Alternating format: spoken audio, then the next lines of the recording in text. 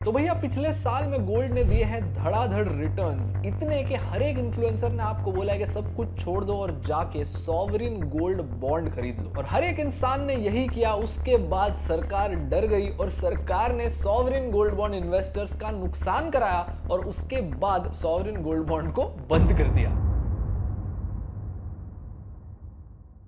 तो अब क्या करना है, ये क्यों हुआ है, क्या सॉवरिन गोल्ड बॉन्ड वापस आएगा, अब सॉवरिन गोल्ड बॉन्ड के एग्जिस्टिंग इश्यूज में इन्वेस्ट करना चाहिए या नहीं, आगे क्या होगा, करंटली गोल्ड में इन्वेस्ट करने का एसजीबी के अलावा बेस्ट तरीका कौन सा है जहां पे सबसे कम कॉस्ट और टैक्सेस हो, हर एक चीज ए टू जेड आज के वीडियो में समझेंगे। इस वीडियो का सबसे बड़ा टेक अवे यही होगा कि 2025 में गोल्ड की प्राइस कहां जा सकती है और अगर आप इसमें इन्वेस्ट करना चाहते हो तो उसके लिए सबसे बेस्ट तरीका क्या होगा। एज यू नो, मैं एक सीएफए चार्टर होल्डर हूं, इसीलिए हर वीडियो की तरह इस वीडियो में भी कोई बायस नहीं होगा। हम फैक्ट और ओपिनियन को अलग करके बातें करेंगे, डेटा के दम पे आपके साथ सारी चीजें शेयर करेंगे ताकि वीडियो के एंड तक आप समझ सको कि गोल्ड इस मेटल की करंट सिचुएशन इंडिया में और पूरी दुनिया में क्या है और आपकी फाइनेंशियल जर्नी और बेहतर हो सके और आप एजुकेट हो जाए। ये सारी चीजें समझेंगे दो क्रिटिकल क्वेश्चंस आंसर करके। सबसे पहला कि अगर आप एक एग्जिस्टिंग एसजीबी इन्वेस्टर हो तो आप पर क्या इंपैक्ट पड़ेगा, या फिर अगर आप इस एग्जिस्टिंग एसजीबी इन्वेस्टर से उसका बॉन्ड खरीदने की सोच रहे हो तो क्या ये करना सेंस भी करता है या नहीं। और दूसरा, 2025 में गोल्ड की प्राइस बढ़ेगी या नहीं, गोल्ड की प्राइस को अफेक्ट करने वाले कौन से सारे मेजर ड्राइविंग फोर्सेस होंगे। और अगर हम ये डिटरमिन कर पाते हैं कि 2025 में गोल्ड की प्राइस बढ़ने का हाई चांस है तो गोल्ड में इन्वेस्ट करने का बेस्ट तरीका क्या होता है। ऑनेस्टली ये दो से ज्यादा सवाल हो गए जिनको दो सवालों में क्लब किया गया है, लेकिन टेंशन मत लो, हर एक पॉइंट को हम सिस्टमैटिकली आंसर करेंगे। और आपसे सिर्फ एक रिक्वेस्ट है कि वीडियो को एंड तक देखना, क्योंकि हम गोल्ड में इन्वेस्ट करने के बेस्ट तरीके को पॉइंट बाय पॉइंट कंपेयर भी करेंगे। और सबसे इंपॉर्टेंटली गोल्ड की सबसे बकवास इन्वेस्टमेंट कौन सी होती है, कहां नहीं करना, वो भी आपको इस वीडियो में समझ जाएगा। चलो इससे पहले कि हम वो आंसर करेंगे गोल्ड की बेस्ट इन्वेस्टमेंट कौन सी होती है, पहले देखते हैं कि एसजीबी के साथ क्या हुआ। सॉवरिन गोल्ड बॉन्ड में क्या होता था, सरकार जो थी वो आम जनता से जाकर लोन लेती थी गोल्ड के भाव पर। जैसे मान लीजिए गोल्ड का प्राइस है 8,000 रुपए पर ग्राम, तो सरकार आपसे कहती थी कि आप हमें 8,000 रुपए का लोन दे दीजिए और अगले 8 सालों के लिए हम आपको 2.5% का इंटरेस्ट देंगे इन 8,000 रुपए की लोन अमाउंट पे। यानी ये 8,000 रुपए आपकी प्रिंसिपल अमाउंट है, लेकिन 8 साल बाद जब आपका लोन वापस देने की बारी आएगी तब हम आपको ये 8,000 रुपए नहीं देंगे, हम आपको गोल्ड की जो भी मार्केट प्राइस होगी 1 ग्राम की वो वापस देंगे। यानी 8 साल बाद अगर गोल्ड 15,000 रुपए ग्राम है तो आपको सरकार 15,000 देगी, अगर 5,000 पे गिर जाता है तो 5,000 देगी। लेकिन यहाँ पर बेस्ट पार्ट यही था कि अगर गोल्ड की प्राइस बढ़ती है 8 साल बाद तो आपका होता है प्रॉफिट। इस प्रॉफिट पर सरकार आपसे कैपिटल गेन्स टैक्स नहीं लेती। और ये जो 1 ग्राम का सॉवरिन गोल्ड बॉन्ड आपने खरीदा था, ये आसानी से आप नेशनल स्टॉक एक्सचेंज या बॉम्बे स्टॉक एक्सचेंज पर बेच भी सकते थे किसी और इंसान को, जिससे आपकी लिक्विडिटी भी बढ़ गई थी। तो एक तरीके से सॉवरिन गोल्ड बॉन्ड या गोल्ड में इन्वेस्ट करने का बहुत बढ़िया तरीका था। यहाँ पर जीएसटी, स्टोरेज चार्जेस, लॉकर कुछ भी आपको नहीं देना था, प्लस आपका कैपिटल गेन्स टैक्स भी एग्जेम्प्ट हो गया था। लेकिन प्रॉब्लम यही हो गई कि गोल्ड प्राइस में इतना भागने लगा कि सरकार की एक तरीके से फट गई। और सरकार ने जब देखा कि हमको रीपेमेंट करनी है, तब इतनी बड़ी रीपेमेंट करनी है, तब उन्होंने बोला कि यार ये तो भारी पड़ जाएगा, एसजीबी को कर देते हैं बंद। तो अब सरकार ने दो चीजें की। सबसे पहला, सोना जो है एज अ कमोडिटी उसके ऊपर लगती है बेसिक कस्टम्स ड्यूटी, क्योंकि भारत जो है वो मैक्सिमम सोना इंपोर्ट करता है, हमारे देश में सोने की इतनी ज्यादा माइनिंग नहीं होती।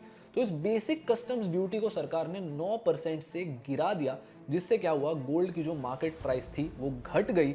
और सरकार जब इस लोन की रीपेमेंट करती है तब ऑब्वियसली गोल्ड के मार्केट प्राइस के बेसिस पे करती है, तो रीपेमेंट करते समय सरकार के बहुत से पैसे बच गए। लेकिन ऑब्वियसली इससे क्या हुआ, गोल्ड की प्राइस जुलाई में 7,600 रुपए पर ग्राम से 6,800 रुपए पर ग्राम पर गिर गई और बहुत से इन्वेस्टर्स जिन्होंने 7,600 के प्राइस पे इन्वेस्ट किया था उनका हो गया लॉस। और इसी चीज की वजह से आप चाहे एसजीबी इन्वेस्टर हो या गोल्ड में किसी और फॉर्म से इन्वेस्ट किए हो, गोल्ड की प्राइस पूरे भारत में गिर गई और सबका उस टाइम पे लॉस हो गया। तो अब बात यह है कि अगर आप एक एग्जिस्टिंग एसजीबी इन्वेस्टर हो तो आपको टेंशन लेने की जरूरत नहीं, आपको वो 2.5% का प्रॉमिस किया हुआ इंटरेस्ट मिलता रहेगा। और 8 साल बाद जब सरकार आपसे वापस ये सोना खरीदेगी तब आपको अपने प्रॉफिट पे कैपिटल गेन्स टैक्स भी नहीं देना, क्योंकि अगर सरकार ये ना करे तो उसको लोन डिफॉल्ट माना जाएगा और उससे भारत की इकोनॉमी लिटरली डिस्ट्रॉय हो जाएगी।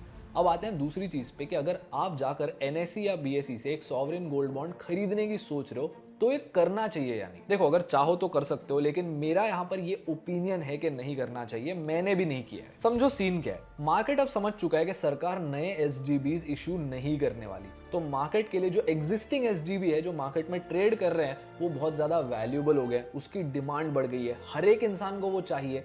इसी कारण की वजह से ये जो एसजीबीज है ये एक बहुत ही सिग्निफिकेंट प्रीमियम पे ट्रेड कर रहे हैं, जिसकी वजह से जो 2.5% का ब्याज आपको मिलेगा उसकी कोई वैल्यू नहीं होगी। इस वीडियो की रिसर्च करते समय जनवरी 27 12 बजे दोपहर को मुंबई में गोल्ड का 1 ग्राम का प्राइस था 8,200 रुपीज पर ग्राम, लेकिन 2032 की मेच्योरिटी वाले सॉवरेन गोल्ड बॉन्ड का करंट प्राइस है 8,500 रुपीज पर ग्राम, यानी ऑलमोस्ट 3.5 से 4% का प्रीमियम।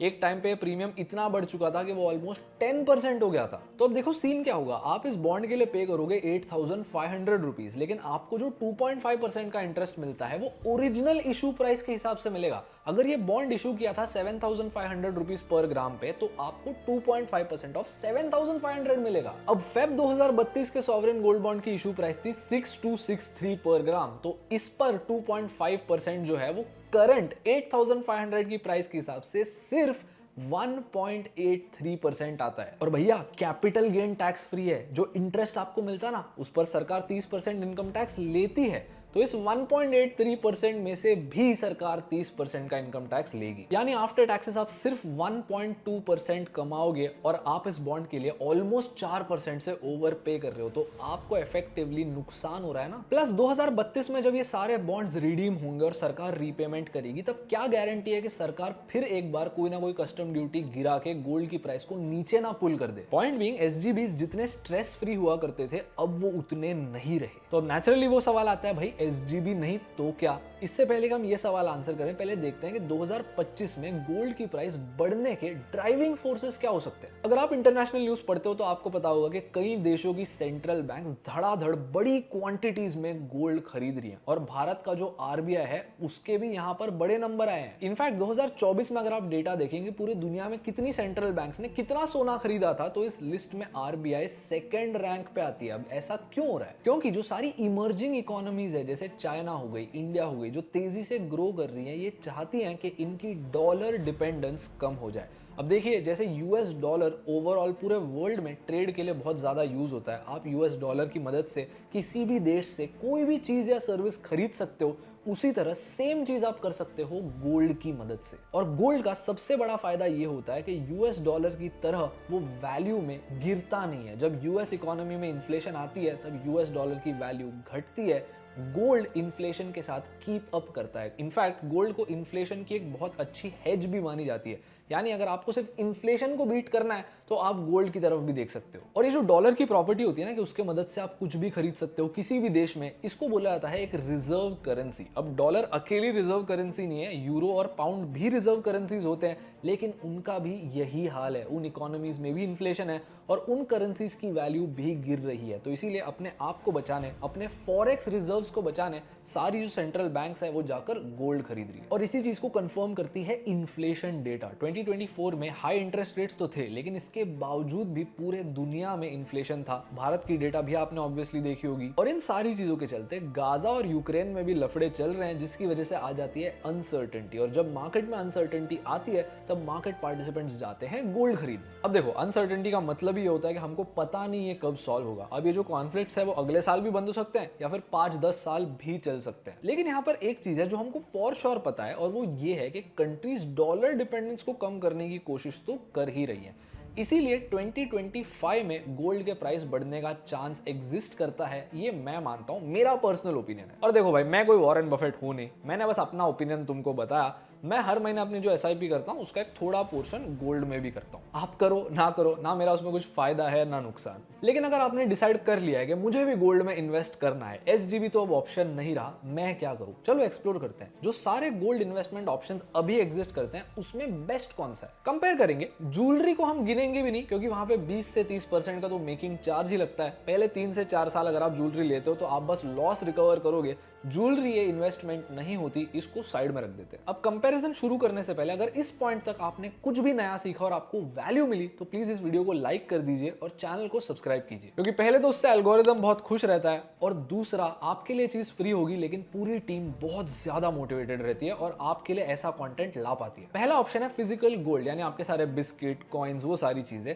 इन्होंने पिछले साल में सिर्फ 20 से 22% का रिटर्न दिया है और इसको अगर आप कंपेयर करोगे गोल्ड में इन्वेस्ट करने के बेस्ट ऑप्शन से तो उसने 8 से 9% ज्यादा रिटर्न दिया है। क्योंकि सीन ऐसा होता है कि फिजिकल गोल्ड में जीएसटी लगता है 3% का, जो ऑब्वियसली एक अपफ्रंट कॉस्ट है, और उसके साथ इस गोल्ड को स्टोर करने आपको लॉकर चार्जेस देने पड़ते हैं और इंश्योरेंस भी लेना होता है। अब देखो, स्टोरेज कॉस्ट को आपके गोल्ड के इन्वेस्टमेंट को बढ़ा के तो कम किया जा सकता है, क्योंकि ऑब्वियसली इतने से 5 किलो के जो बिस्किट होते हैं वो होते हैं 4 करोड़ के, और उसको अगर आप एक छोटे से लॉकर में रखोगे तो वो 3 से 5 हजार रुपए पर ईयर का होता है। लेकिन आम जनता जो है, मिडिल क्लास, 4 करोड़ का सोना नहीं लेती, वो बहुत कम क्वांटिटी में सोना लेती है। तो मिडिल क्लास के लिए ये जो गोल्ड के लॉकर के स्टोरेज चार्जेस होते हैं वो अपने इन्वेस्टमेंट के 2 से 4% तक जा सकते हैं। लेकिन physical gold is still not bad. इससे भी बदतर एक इन्वेस्टमेंट एग्जिस्ट करती है जिसमें बहुत से लोगों ने पैसा डाल रखा है, उसमें तो गलती से भी नहीं डालना। क्योंकि मान लो आपके पास सेफ वगैरह पड़ी है तो उसमें फिजिकल गोल्ड लेके रखने में कोई गलत बात नहीं है। आप कभी भी इसको ले सकते हो और इजीली सेल भी कर सकते हो। लफड़े तब होते हैं जब आप डिजिटल गोल्ड लेते हो। डिजिटल गोल्ड में अलग लूट मची है। खरीदते टाइम आपको 3% जीएसटी तो देना ही है, लेकिन उसके साथ स्प्रेड भी देना है। और ये स्प्रेड है ना, चॉकलेट स्प्रेड की तरह सुनने में एकदम क्यूट लगता है, लेकिन आपके गोल्ड के रिटर्न्स को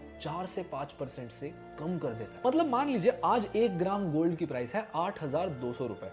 अब जब आप डिजिटल गोल्ड प्लेटफॉर्म से इसको खरीदते हो तो आप पे करोगे 8,400 रुपए।